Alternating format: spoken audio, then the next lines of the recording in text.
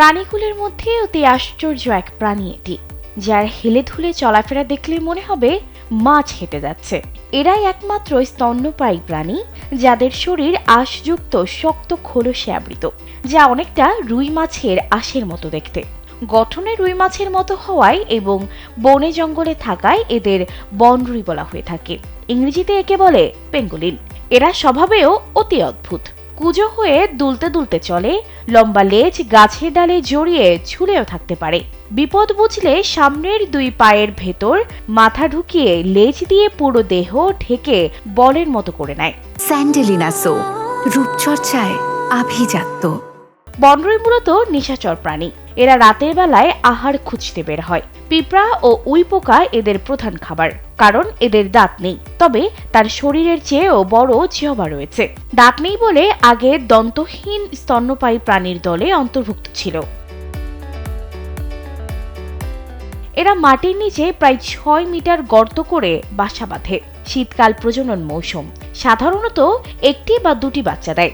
দেশের পার্বত্য অঞ্চল ছাড়াও নেপাল, ভারত, হিমালয়ের পূর্বাঞ্চল, মিয়ানমার ও চীনে বনরুইয়ের দেখা পাওয়া যায়। দিনের বেলা এরা শরীর বলের মতো গুটিয়ে ঘুমিয়ে থাকে।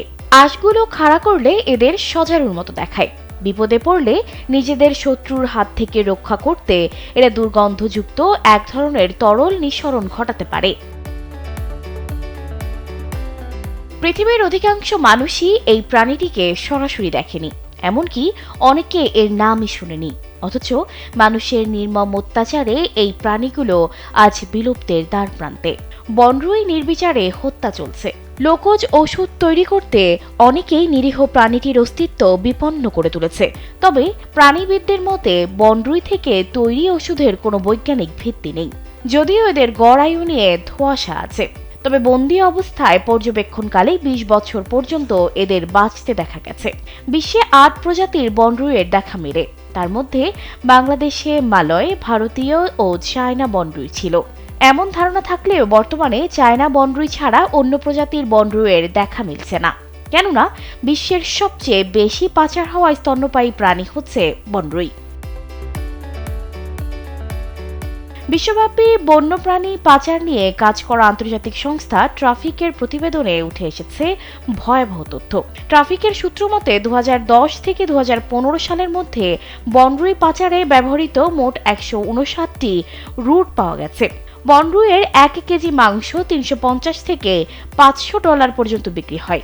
চায়না এবং ভিয়েতনামে এর প্রচুর চাহিদা।